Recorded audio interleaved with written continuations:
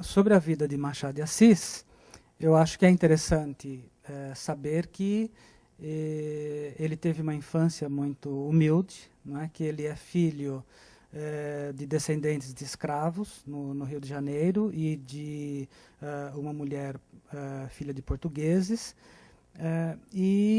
É interessante observar que nos estudos biográficos sobre o Machado de Assis, sabe-se muito pouco sobre a infância dele. Não é? Quer dizer, nós sabemos que ele nasceu no Morro do Livramento, que a sua família dependia dos favores da dona de uma chácara nesse local. No entanto, até os 14 ou 15 anos do Machado de Assis, nós não sabemos praticamente nada. Os biógrafos que se debruçaram sobre a obra do Machado e sobre a sua vida, principalmente, conseguem localizá-lo quando ele tem 14 ou 15 anos, já vivendo na cidade do Rio de Janeiro e ligado ao dono de uma pequena tipografia, um homem chamado Paula Brito, que se torna uma espécie de protetor do Machado de Assis.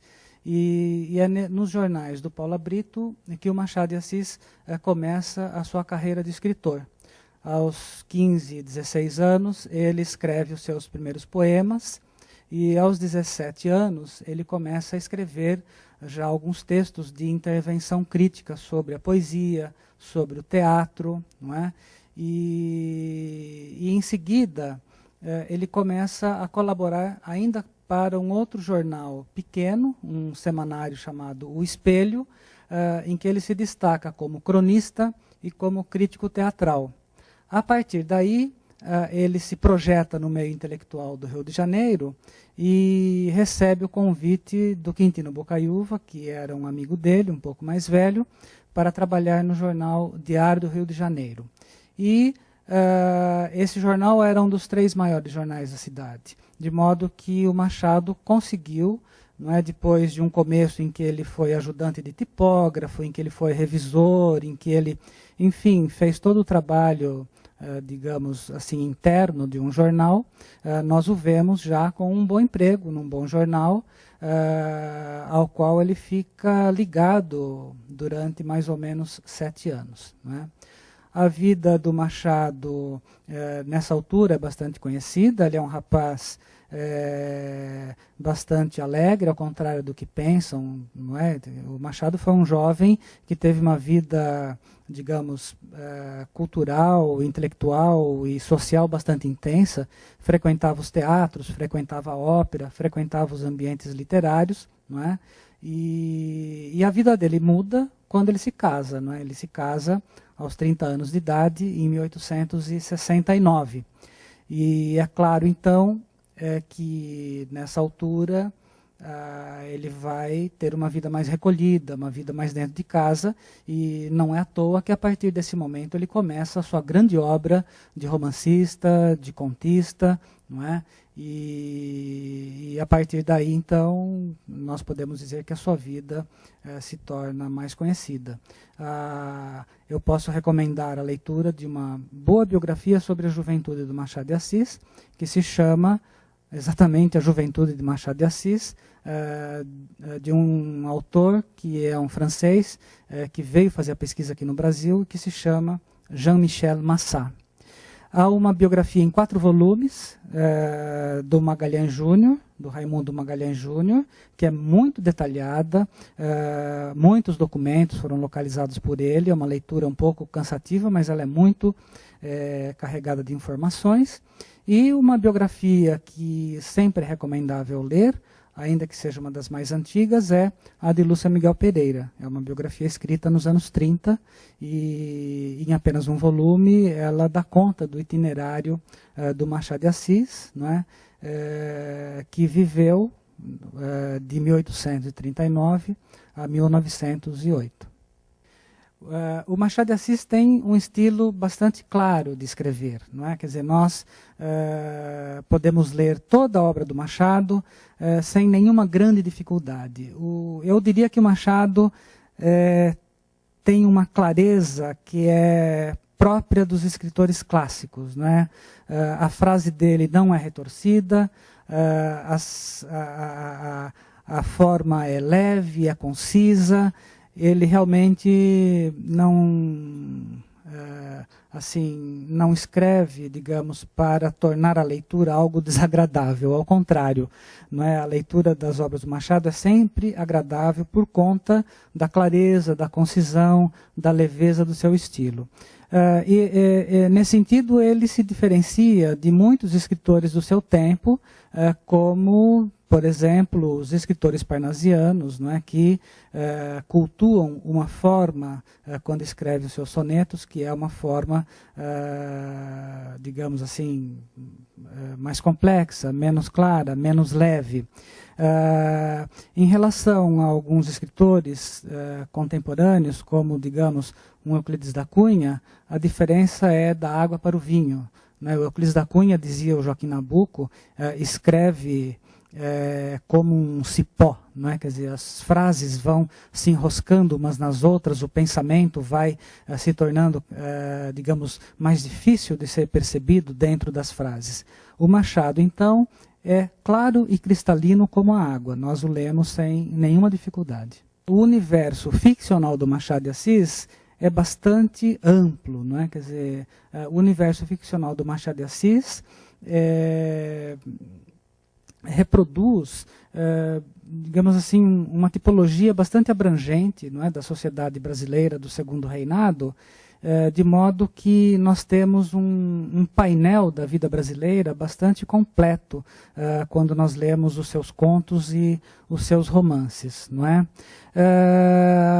O mesmo nós podemos dizer em relação aos temas que ele aborda, principalmente nos contos, não é? Eu prefiro dizer que o Machado de Assis tem um procedimento que talvez seja um procedimento que unifique todos os seus textos e que diz respeito ao seguinte, ao desenho de uma individualidade humana. Né? Quer dizer, embora os tipos sejam diferentes, o Machado de Assis se debruça sobre a alma humana. Não é?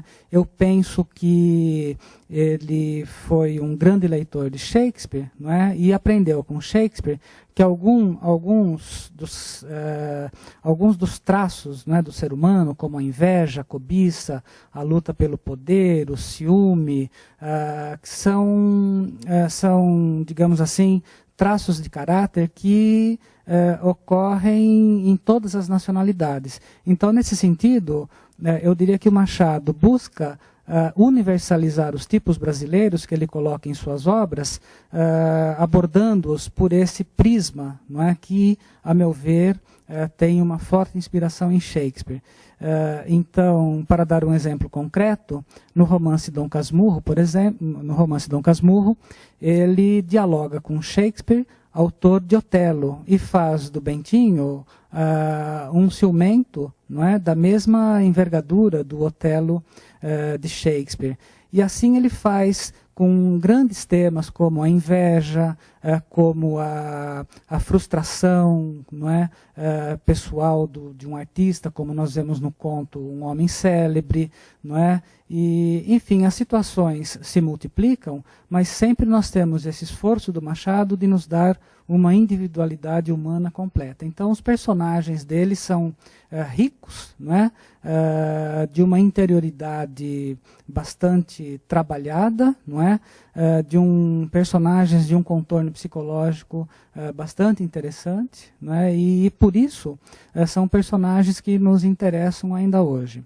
Ao mesmo tempo, todos os personagens do Machado de Assis, ou pelo menos a grande maioria, são personagens que vivem na cidade, não é? São personagens que, portanto, fazem parte de uma dada sociedade e de uma dada classe social.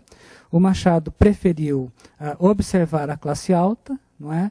E, ao mesmo tempo em que universaliza os sentimentos desses personagens, ele os coloca com os pés no chão do Brasil e da sociedade brasileira do Segundo Reinado. E, nesse sentido, então, nós temos os tipos que não são apenas psicológicos, não é? Mas são sociais, ou melhor dizendo, personagens que não são apenas psicológicos, mas também sociais, representando toda a sociedade brasileira. Um livro como A Pirâmide e o Trapézio, do Raimundo Faoro, dá uma boa ideia de como o Brasil está presente dentro das obras do Machado de Assis. O que se contrapõe a uma visão crítica do passado, em que se dizia, por exemplo, que não há quintal nas casas de Machado de Assis, né? Quer dizer, não há, digamos assim, a paisagem brasileira, não há a vida brasileira e assim por diante. Os estudos contemporâneos sobre a obra do Machado hoje resgataram essa dimensão social, né, da obra dele, e algumas vezes até de modo um pouco exagerado, né? Quer dizer, é preciso sempre lembrar que o Machado de Assis, ao mesmo tempo em que é o mais brasileiro dos nossos escritores, é também o mais universal. O grande problema em relação à leitura de Machado, eu acho que é o seguinte: o Machado é um escritor para ser lido por pessoas adultas. Não adianta querer que o Machado de Assis seja apreciado por adolescentes de 13 ou 14 anos. Não é? Quer dizer, é preciso dar um outro tipo de livro para um público de jovens ainda em formação. A experiência que eu tenho como professor de literatura brasileira é que os alunos, quando chegam aqui no curso de letras e estudam a obra de Machado de Assis, eles têm cerca de 20 anos, 21 anos.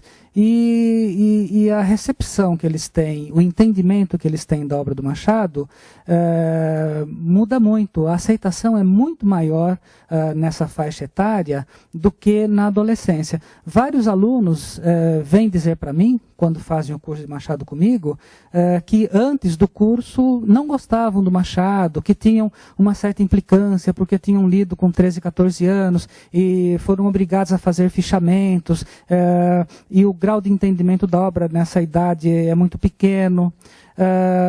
Nós aqui damos um curso de um semestre sobre a obra do Machado de Assis. Então, aos poucos, a obra vai sendo analisada, vai sendo interpretada, vai sendo estudada e vai sendo assimilada pelos estudantes.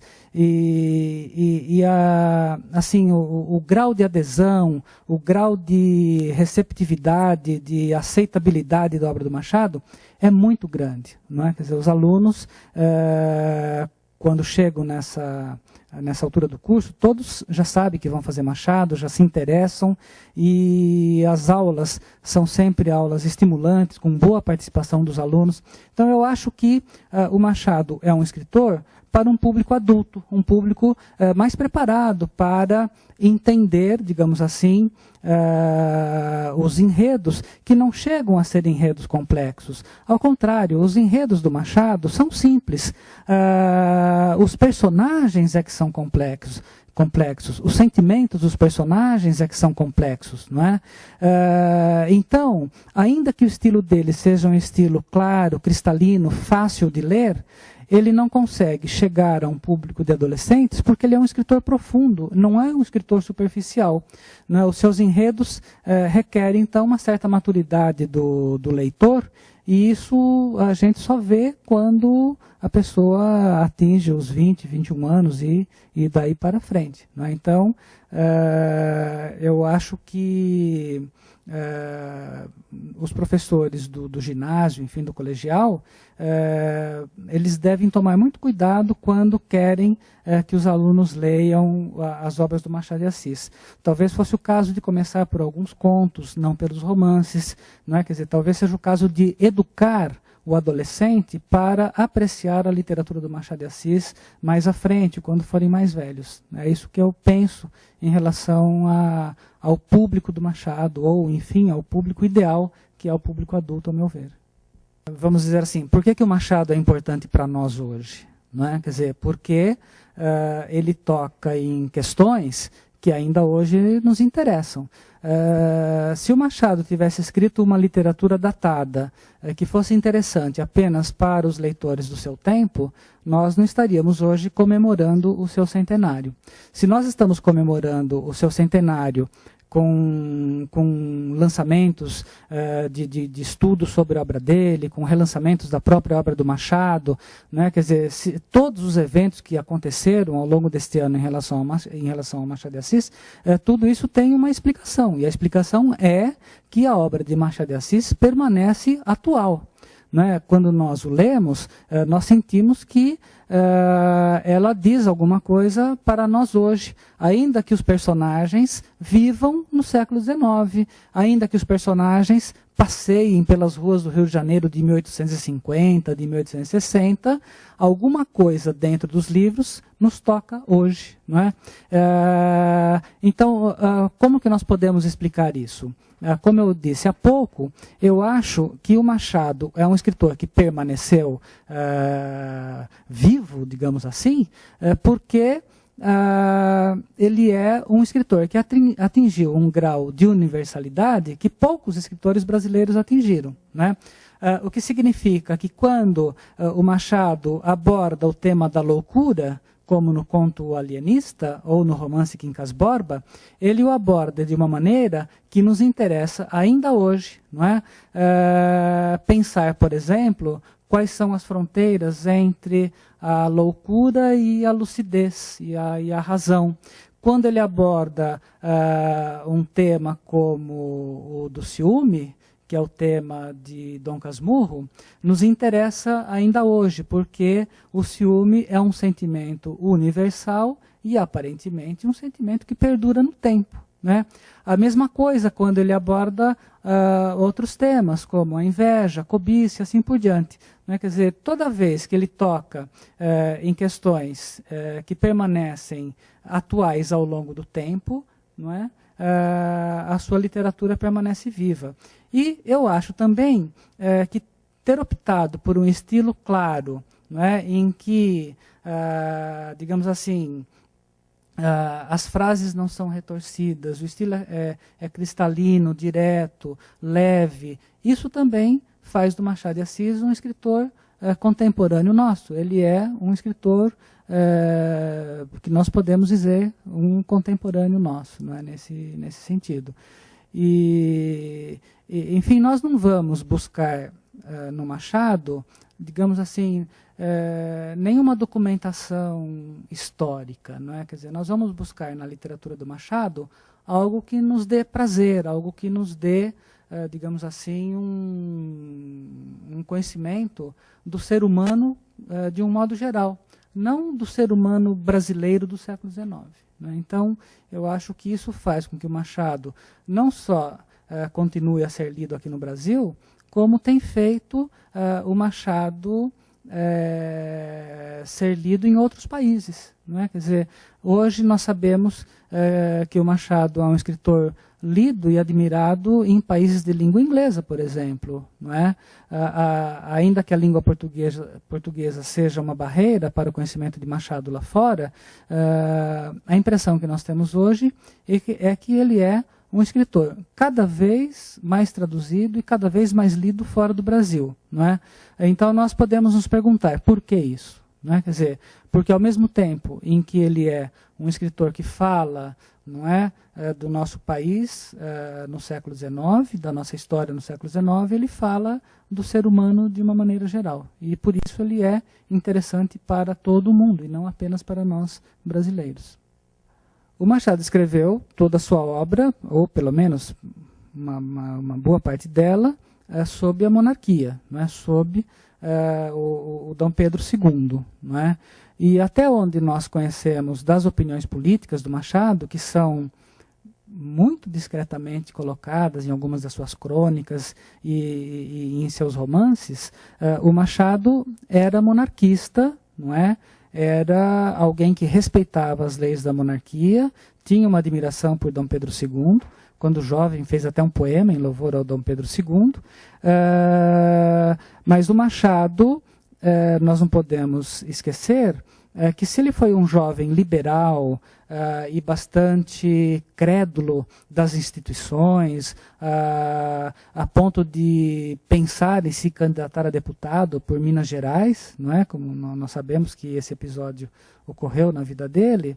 A partir de 1880, a partir dos 40 anos de idade, o Machado se tornou completamente cético, completamente pessimista, não só em relação ao ser humano, como em relação a todas as instituições.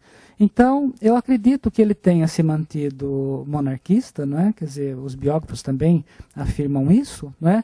Mas sem nenhum entusiasmo, não é? Por essa forma de governo. Quando chegou a República, o Machado não se manifestou, não é?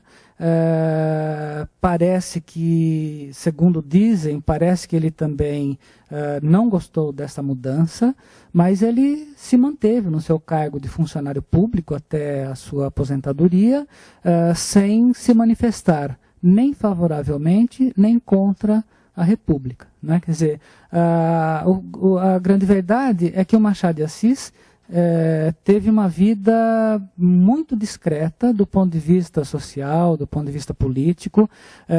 Foi um homem de poucos e fiéis amigos que se encontravam na livraria Garnier, não é? Foi um homem que, digamos assim, cultivou a literatura, a boa literatura, e ajudou a fundar a Academia Brasileira de Letras, pensando que seria uma instituição que favoreceria, não é? Digamos assim, a preservação da boa literatura no Brasil.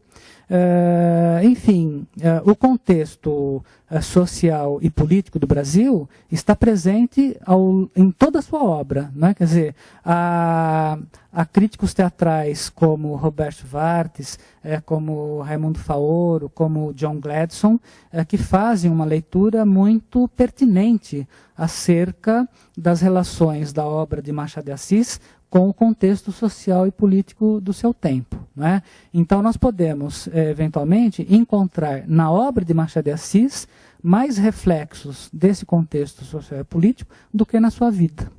Não é? E agora, para finalizar, eu gostaria que o senhor falasse um pouco sobre os estudos do senhor sobre Machado de Assis. A minha área de especialidade é o teatro brasileiro. Né? Eu tenho já estudado bastante o teatro brasileiro, tenho publicado alguns livros e vários estudos em revistas especializadas, em jornais, não é?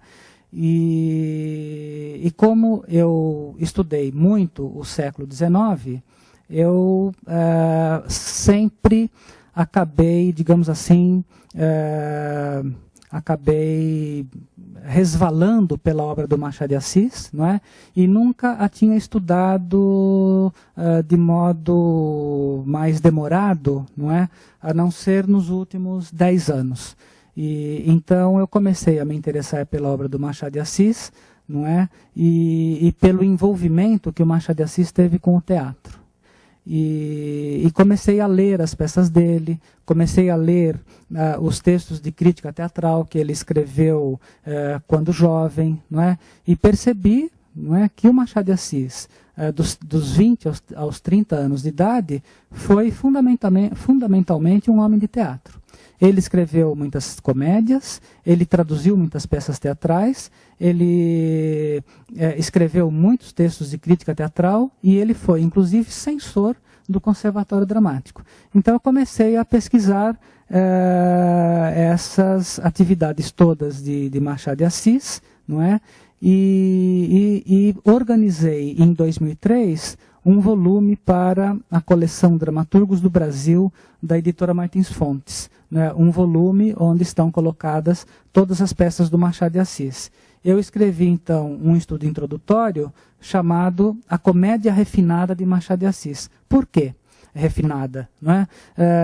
Porque a comédia de Machado de Assis se caracteriza por uma leveza ainda maior no estilo, não é? Se caracteriza por uma tentativa de fazer uma alta comédia em que as formas do cômico dizem respeito à espirituosidade, ao xiste, à ironia, ao humor, não é?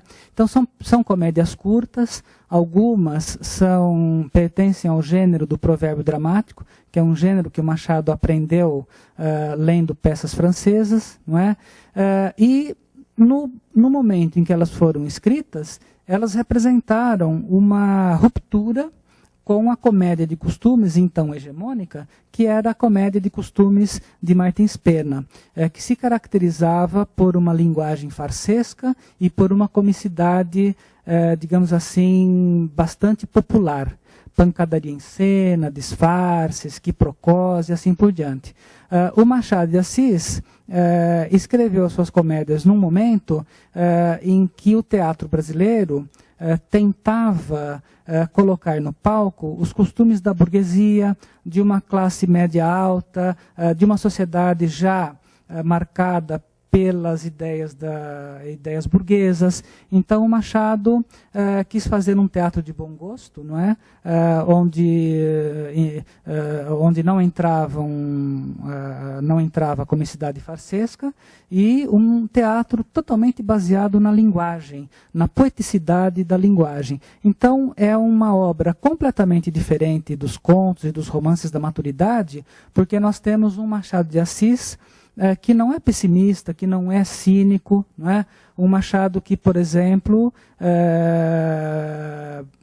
cria personagens que são sinceros, que acreditam no amor, e faz tudo isso com muita poesia e muito bom humor. Então é um teatro diferente, que as pessoas podem ler hoje em dia, porque em termos literários são peças muito bem escritas, não é? E eu tenho procurado despertar o interesse assim, dos alunos também por esse tipo de dramaturgia. Agora, depois eu escrevi alguns estudos, né, sobre as comédias do Machado, que eu publiquei em revistas, e neste ano eu publiquei um outro livro que se chama Do Teatro, Textos Críticos e Escritos Diversos, que é um livro com todos os textos, eu acredito, né, ou com todos os textos até agora conhecidos, do Machado enquanto um pensador do teatro, enquanto crítico teatral. Eu fiz um longo estudo introdutório e procurei também fazer um estabelecimento dos textos, porque o Machado escreveu muito em jornal. E nas edições que reproduzem os textos dele, nós temos assim muito descuido, muito texto truncado. Então eu fui aos jornais, recolhi todo o material que Machado publicou nos jornais e organizei o volume em ordem cronológica, de modo a mostrar que se o Machado foi realmente um homem de teatro, um apaixonado pelo teatro entre os 20 e os 30 anos de idade, até o fim da vida, ele, de uma certa forma, não perdeu o interesse pelo teatro. Se afastou um pouco, mas escreveu peças na maturidade, escreveu crônicas em que o teatro foi assunto permanente. Então, o primeiro, para ter uma ideia dessa ligação do Machado com o teatro, o primeiro texto do livro é um texto publicado em 1856, chamado Ideias Vagas, a Comédia Moderna. O Machado tinha 17 anos. O último texto do livro é uma carta ao José Veríssimo, escrita um mês antes do Machado morrer, em que ele lamenta não poder ir ao teatro assistir à representação de uma peça sua chamada Não Consultes Médico, né? Então eu procurei nesse livro, ao reunir tudo o que o Machado escreveu sobre teatro, né, mostrar como, de uma certa forma, o teatro permaneceu dentro do seu coração ao longo da sua vida.